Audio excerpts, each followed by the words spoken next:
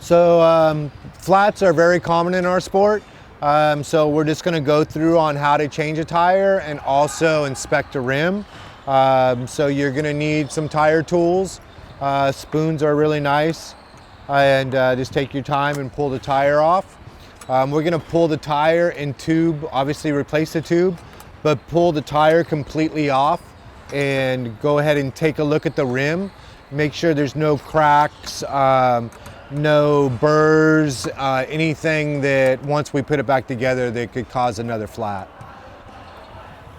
So once he gets the tire off, we'll just look at it, run our fingers over it, make sure we don't feel anything, and then we can put the new tube in and get back to These tires are tight and they're designed to be tight.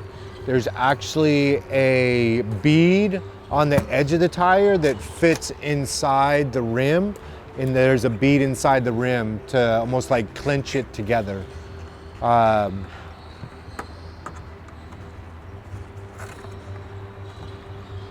So yeah, once you get the tire off, you just want to take and you want to run your hand and really take a look at the whole wheel and make sure there's nothing wrong with it. Especially like a crack in the wheel or anything like that, because it's just going to cause you to have another flat. That might be the reason you're having flats.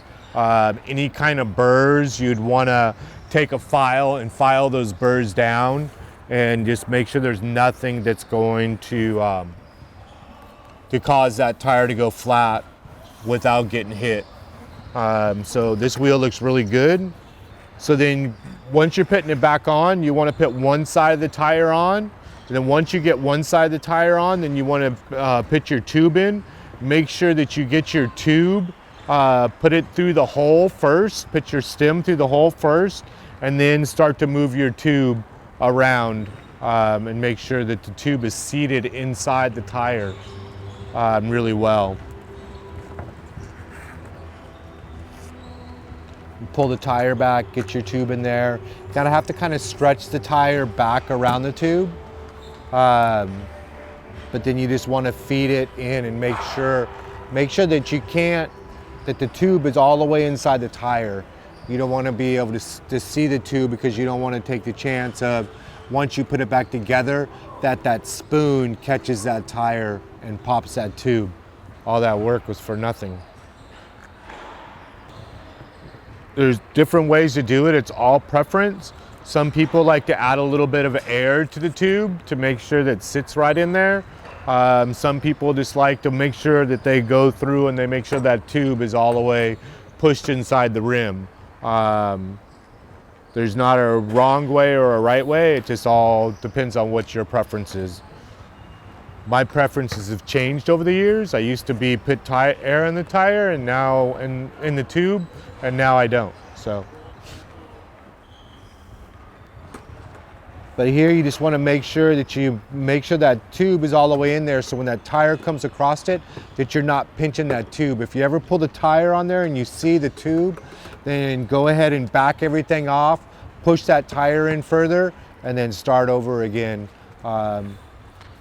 With tubes over $5 a pop now, I think they are, you want to make sure that you take your time and you're not having an unnecessary flat. So he's actually pushing the tube in there and making sure it gets in there. He's watching the tire go onto the rim.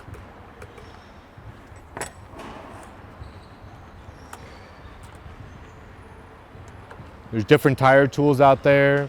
You know, the spoon was nice taking it off. This little gadget right here is really nice putting it on. Tires on.